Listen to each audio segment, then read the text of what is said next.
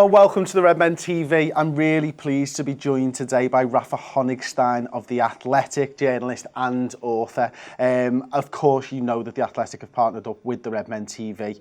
Massive thank you to them. And you can get 50% off your yearly subscription, taking it down to about £2.50 per month by visiting www.theathletic.co.uk/Redmen TV. Works out about £2.50 a month. Some of the best writers in football talking about the teams that you love, and I am pleased to be joined by one of them, and Rafa Honigstein. Rafa, thank you very much for joining me on the Redmen TV.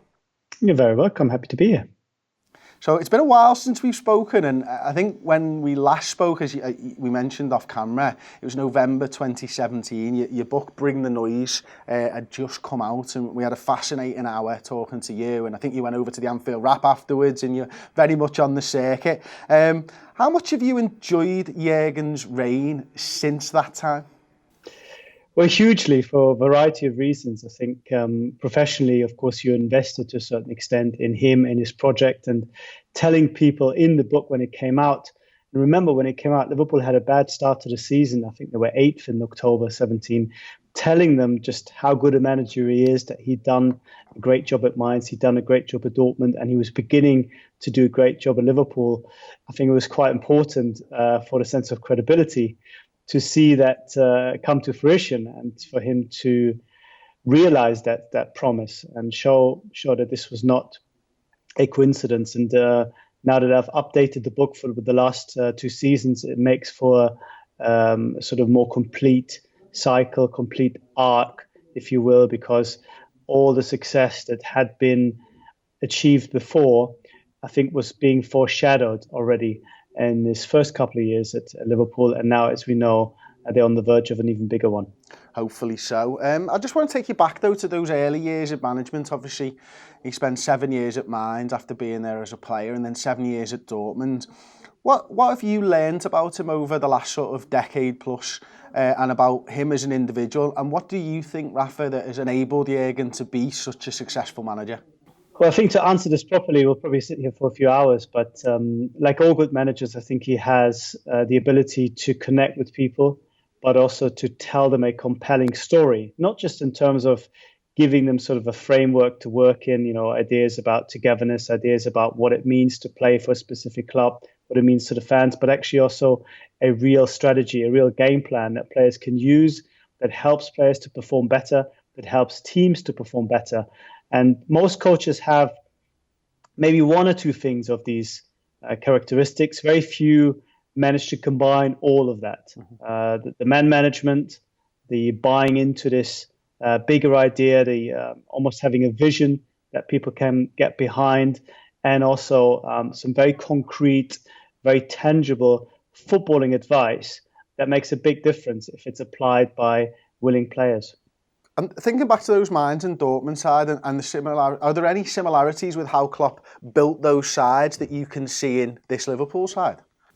Yes and no. I think at Mainz it was very difficult to build a team because this was one of the poorest sides in the league, had been promoted for the very first time to the Bundesliga, and it was a battle against relegation from the start. Now, they did better than many people realized or had feared, by finishing way above the relegation places, but ultimately that constant turnover, that constant pressure to keep good players, to sign players for almost nothing, kind of took its toll. And when they went down and he couldn't get them back up, that was the time when everybody thought, the time was right for him to leave. He could have left earlier. With Dortmund, it was altogether a different scenario, because there it was a more proper rebuilding job, if you will. He started with a team that had a lot of old players, that had some young players coming through, and it took a couple of years before this new Dortmund team emerged. And then, by the time 2011, 12, 13 came around, it was the fully formed, pressing Dortmund machine with the likes of Lewandowski at their very best.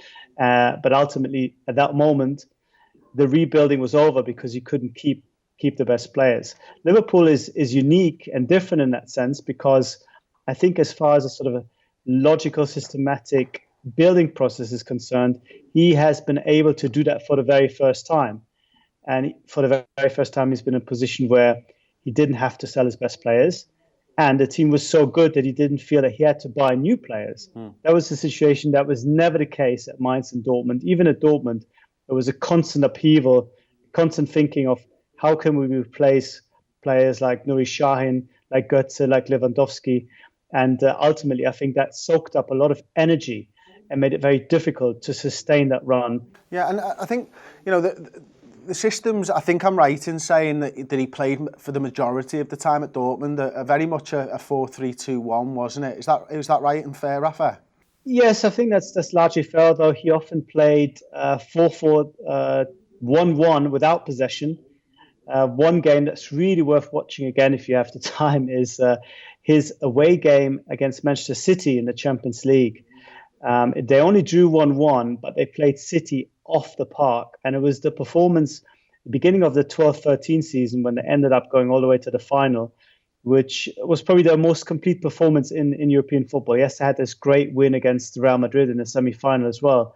But that was probably the best game. And they had changed the system a little bit to have these two banks of four, which made it really, really difficult for wide players to come through. And also against Bayern, his key games, his key victories have often come with a team outside of possession, would play in two banks of four and could double up very easily on the flanks. So I think it's a very fluid system, and we have to look more at the players involved rather than sort of the formation to find out what he was really playing, because Liverpool is different in the sense that you have three out-and-out central midfielders, which is not something he really played with any consistency or regularity at either Mainz or Dortmund. I remember thinking, and I've spoken to Klopp about this and asked him this question, and he references it quite often in press conferences and in interviews. He doesn't talk about formations, exactly what you're saying. He talks about finding space on the football field and closing space off. They're the two things that I see him repeat time and time again. And, it's obvious, really, isn't it? Well, why would you go up against them exactly the same formation, players in exactly the same space? It's about creating those opportunities, I suppose, to attack or to win the ball back. And one of the things that we've seen with Liverpool certainly is he started with that 4-2-3-1, and we've moved to a 4-3-3 system with the attacking fullbacks. Everybody talks about it all the time, don't they? Trent Alexander-Arnold and Andrew Robertson. Has that ever been a part of what he's done in the past as well? I mean, Dortmund had decent attacking fullbacks in Piszczek and Marcel Schmelzer, but not the same level. And I think that is a discussion or a debate you can have about most Dortmund players. Dortmund had very decent players. They had Mats Hummels, a young Mats Hummels. They had Lewandowski. They had the likes of Kagawa and Nuri Sahin at the very best, a very good Ilkay Gündoğan. But player by player, I don't think this Dortmund team was ever near as good as this Liverpool team, just in terms of individual class. And that's allowed him to play slightly differently. And of course, the most important progression that has happened over the last 2 or 3 years is the ability to play with the ball. And I think for that, the fullbacks are absolutely fundamental, because most elite teams often build from the back, build with the fullbacks, because the fullbacks have usually the most space on the ball. And if they can play and link up and move into midfield effectively, that is really the best way to get the ball forward consistently while keeping possession. And he had to learn, he had to go away from a pure pressing and gegenpressing approach, because most teams in the Premier League just thought, you know what, here's the ball, we're going to defend, we're not going to be stupid and open ourselves up for us to be killed on a counter-attack. And that next step up, which was something that was beginning to happen sort of in 16-17 and has since really exponentially become better, that's really made Liverpool and Klopp and his football go to the next level. And it's the key reason why they've been so strong this year and the year before. It's something that I wanted to talk to you about, is that changing from a gegenpressing, counter-pressing style to a possession-based side, and that ability to control games from start to finish that we see so often now. I mean, there's a couple of times this season where Liverpool have had less ball than the opposition. Manchester City is a game that was the case. Crystal Palace, actually, I think, was a game where Liverpool lost the possession battle unusually. But when you think of this Liverpool side, they do dominate possession now. And for me, as an outsider looking in, as a match-going fan, I can see why it was done. As you mentioned, teams just sit back in a low block, 2 banks of 4, give you the ball, really difficult to break down.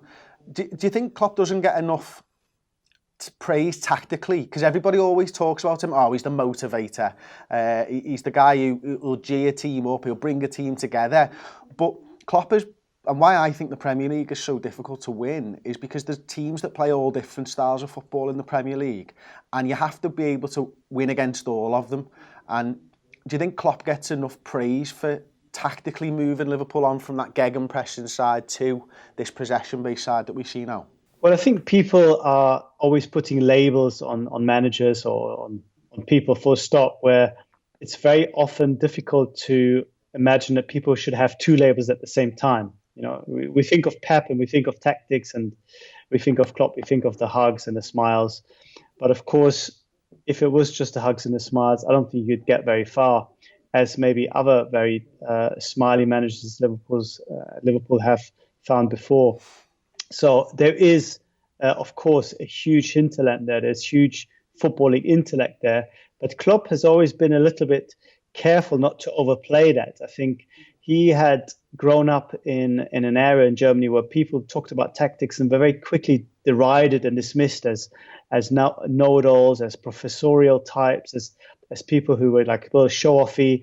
And he's often used much more sort of industrial and robust language to get his message across, and deferring praise to others, whether it was the team or his assistant team on the coaching staff. And that's his style. And I think he's quite happy with, if there is still a sense of him being underestimated in that sense, he's probably quite happy with it because he feels that's something to be utilized. But I think within football, very few people would still tell you, you know what, this is just a guy who is super nice in front of the camera and hugs players. There's real substance to his work, because otherwise he wouldn't have had the success. I mean, he looks to me like a guy who loved the Arrigo Sacchi sides. I think when I think of Klopp and I think of those Arrigo Sacchi sides from the late 80s and the early 90s, I see a lot of similarities. And there are many coaches around world football that are in exactly the same boat, I feel.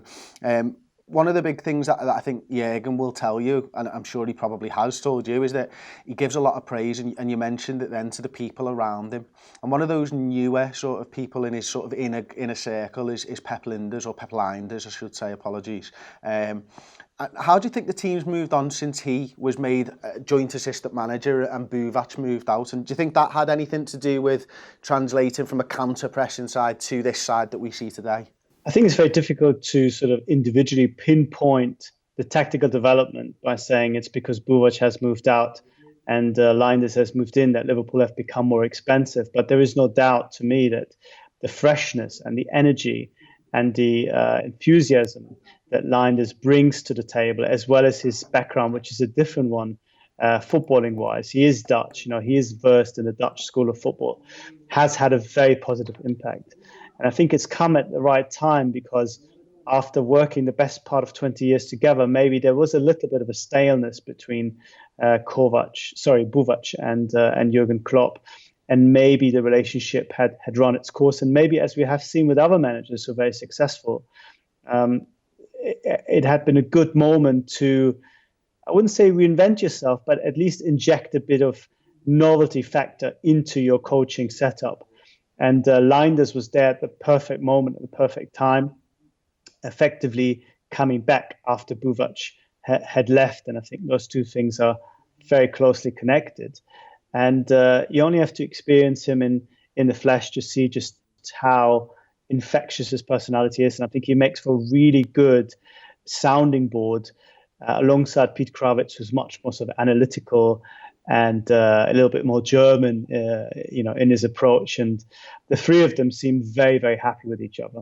Just moving away from Liverpool and thinking around the league, and when you were talking then about injecting that freshness, the first thing I thought of, and the first manager I thought of, was Sir Alex Ferguson, because he consistently changed his number 2 throughout his successful years at Manchester United. And I wonder, I'm now thinking about Pochettino and the end of Tottenham Hotspur and how he had that core group around him, and maybe there was a staleness there that the players had stopped hearing his message. I wonder, do you think that might be, just to talk about Tottenham for a little minute, because I know you've written quite a bit about Pochettino, do you think maybe the players had stopped listening to his message?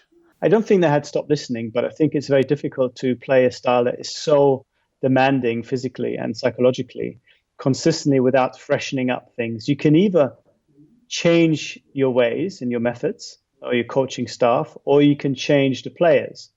And going quickly back to his last days at Dortmund, I think there was a realization that perhaps they should have changed the team more to allow for that staleness to turn into something new and to rebuild. But ultimately, Dortmund were not in a position to do that. So he realized the best way to guarantee a new start, a rebuild, was to actually leave himself. With Pochettino, I don't think it had to happen that way. I think if Spurs had been in a position to make the five or six changes that he wanted to make, shift the likes of Eriksen and Alderweireld and Vertonghen and Rose and buy 5-6 new players for the money that it would have made, we might have seen a very different outcome. And just to take it back quickly to Liverpool, I think that's going to be interesting moving forward, because I don't see necessarily Klopp changing his stuff beyond what we've already seen. I don't really see him changing his football that much. I think it's now come to the fully formed, balanced, strategy that works better than anything he's had before. So then what happens? Do you start changing the team? Or do you think, you know what, we can probably squeeze 1 or 2 or 3 more years out of this existing squad? I think that's going to be a very, very interesting discussion going forward. But the good news is, I think at this point, it will only really be truly relevant if Liverpool achieve all their targets. And I think there's a strong chance of them doing that. Well, we're definitely going to talk about that a little bit more. And just want to stay on Klopp's coaching staff. Well publicised over a year ago now about Thomas Gronemark coming in as the throw-in coach. I was lucky enough to sit down with Thomas a few months after he started working at Liverpool. And I have never spoken to anybody who is as passionate about their job as Thomas Gronemark is about throw-ins. And he was such a nice guy and so knowledgeable. And it made me think that, Jurgen said to me, one of my best qualities as a manager is surrounding myself with good people. And I could see that when I spoke to Thomas Gronemark. I've spoken to other coaching staff at Liverpool, and they're all good people by all accounts. Has Jurgen always done that throughout his career? Has he always looked for those sort of marginal gains? And do you think it was born out of the fact that Bayern had the money and he had to drip every last ounce of quality out of what he had? Well, I mean, I think, was always interested in doing things a little bit differently. This goes back to the Mainz days, when Mainz had no money, and he, as a captain, as a player, was starting to read books, was starting to think about tactics, starting to think about ways of somehow helping this team, which was not very good and didn't have any money, to stay up. And staying up was a matter of life and death in financial terms for most of these players, because they would have been out on the street if Mainz would have gone from professional football to semi-amateur football in the third division. And that's always stuck with him. At Dortmund, when he had more time, he had people who would concentrate on sort of neuroscience and try to find different ways of focusing the mind with exercises, concentrating the minds. And I think there was something about people looking at table tennis balls and trying to play football at the same time, and just things that he enjoyed doing, but often felt he didn't have enough time to really pursue further. But what's stuck with him, I think, is a curiosity to try out things, to see if things work out, and then a willingness to stick with them if they do. And I think probably the best example of that is Mona Nemmer, the nutritionist that he brought in over from Germany, who all the players rave about, who might only have a small impact on what happens on the pitch. But for Klopp, it's big enough and important enough box to tick to think that, we need to give ourselves the best possible chance. And he is the kind of guy that has the big picture in mind, but knows that the big picture is put together by thousands of little details. And if he can move one or two of those pieces, he will try to do it without, getting lost in the in the minutiae of everything. So yeah, that is something that is typical of him. And I think like all really, really smart people, and presidents have said this in the US back when there were still smart people in that job, that they would always surround themselves with people who are smarter than themselves. Yeah. And that was the key. And I think he is very much that type of guy who values the input of people that he looks up to, that he relates to, and doesn't have time for drama and negativity. And I think that's one of the reasons as well, going back quickly to something we touched upon earlier, why him and Buvac just didn't work out anymore. Buvac was too morose, too withdrawn, to, I think, project the right kind of positive energy that Klopp wanted at this point. Has anything come out from the Buvac thing? Has anything been said that this was the categorical reason why Buvac had left? No, of course, when I updated the book, I looked into this as best as I could, and I tried to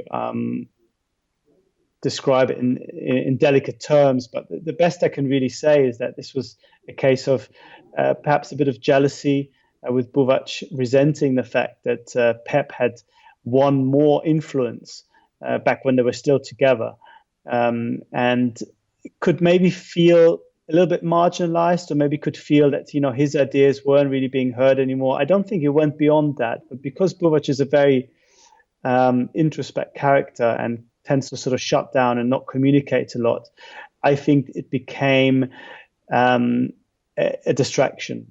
I think the players could sense that there was something not right there, and when first Pep left and then Buvac was there, I think Klopp realized that this doesn't work anymore. And the minute, more or less, that Buvac left for good from Liverpool is when Klopp picked up the phone and asked Pep to come back. So I think that in itself also shows you just how linked those two things were. Yeah, that makes sense. And just sticking on Klopp and his relationship with people that he trusts around him, I think much has been made about Liverpool's record in the transfer market over the last few years. And Klopp, going back to his Dortmund days, was unearthing people in the second division of Japanese football, wasn't he? And was it Kagawa he got from Japan? Yeah, it wouldn't have been him. It was Michael Zorc, the sporting director, and his team. Do you think that level of trust in players or in people of power in football clubs has enabled him to flourish? And do you think the system suits Jurgen because he does he take on board everything that the analytical department is saying? Does he trust Michael Edwards? And do you think it will continue to work? I think Michael Edwards has won his trust by suggesting players that Klopp perhaps himself didn't consider necessarily top of his wish list, but once they turned up, proved either instant successes or in the space of 6 or 7 months really improved the side or really showed that they had something to offer, which of course is again also testament to Jurgen to a certain extent, that he gets players and it's very hard to find too many that he hasn't really helped perform well or indeed improved. But the relationship that existed at Dortmund between him and Michael Zorc and Hans-Joachim Watzke, the CEO, who together sort of always looked, what can we do financially? What is the right sort of player? What do we need? Along with Sven Mislintat, the head of scouting at the time. And the relationship between Klopp and Christian Heidel at Mainz, who they would interview players together and spend a lot of time sounding out the character of a player, making sure that he is the right guy for this slightly sort of kamikaze affair that Mainz had going for themselves. All those things, I think, are playing out in similar ways again at Liverpool, where there is, as you said, lots of trust. I think there is a very strong relationship in terms of finding solutions together. I mean, Brendan Rodgers was laughed out of town when he spoke about the transfer committee, but every well-run club will have 3 or 4 people in positions of power who together decide what is it we need in terms of finances, in terms of the squad's composition, in terms of the tactics, in terms of the depth, in terms of the age structure, in terms of the resale value. These are all considerations that not one man can do. And it's maybe important for people to understand that Klopp never bought or sold players by himself. That's not something that German coaches tend to do. They leave that to people who do nothing else. And it's when you have a strong relationship between those 2, 3 people in the club, that's when clubs tend to be successful. And I think that's the key reason why Liverpool are so successful, because it is a very unified, very tight-knit group with Mike Gordon in there as well, who come up with solutions together, who don't argue, who might debate, who might not see eye to eye on everything, but then always leave the table thinking that what they have decided is the best way forward for the club. And other clubs, I think, envy that kind of togetherness and that kind of brain power that Liverpool have in all these key positions. And that's really interesting, Rafa. Just moving on then to some of the results that Jurgen's had at Liverpool over the years, and how you think maybe they've shaped us right now. I think back to the losses in the finals, and there was every one of them, Rafa. Going back to the League Cup against Manchester City and the Europa League final and Kiev. How do you think the squad didn't get disheartened, and why do you think that the squad didn't get disheartened and were able to go on and achieve our 6th European Cup last season? Well, I think this is something that comes from the top down. I mean, Klopp has always been very good with dealing with terrible defeats. He's a winner, but he has also amassed a lot of very hurtful, bad defeats, not necessarily in finals, but also when it came to promotion. Twice he missed out on the last day of the season, and really bizarre, heartbreaking circumstances with a team that had no realistic sense of being necessarily involved in promotion next year. So this was sort of your, let's say, I don't know, a Burnley suddenly paying for the Premier League title and losing on goal difference, and then thinking, okay, next year we're going to go again. I mean, most people thought he's being crazy, when he said, well, next year we're going to do it, but eventually they did it. I think with Liverpool it's a little bit different, because they have come now to the point where they can realistically challenge for all titles. I think before that, the beginning of his time there, they got a little bit lucky. They squeezed into cup competitions without necessarily convincing. They were very inconsistent in the league, and they often went into those finals not being the real favourites. So even if they were the real favourites, they came up against a side like Seville, who was much more experienced, street smart. And there were lots of reasons why, when things went wrong, and they often do go wrong, Liverpool couldn't respond in the right way. And I think the huge difference between last year and this year in the Champions League was that, first of all, they went into the game as favourites. I don't think the mentality made that much of a difference, but just the reality of being the better side and knowing a lot of things have to go right for Spurs to win. For us, we just have to play our game and we will probably win. That is a hugely comforting position to be in. And even if things had gone wrong, I think they would have been much better prepared to deal with it, as they were in 2018, when the squad was very thin.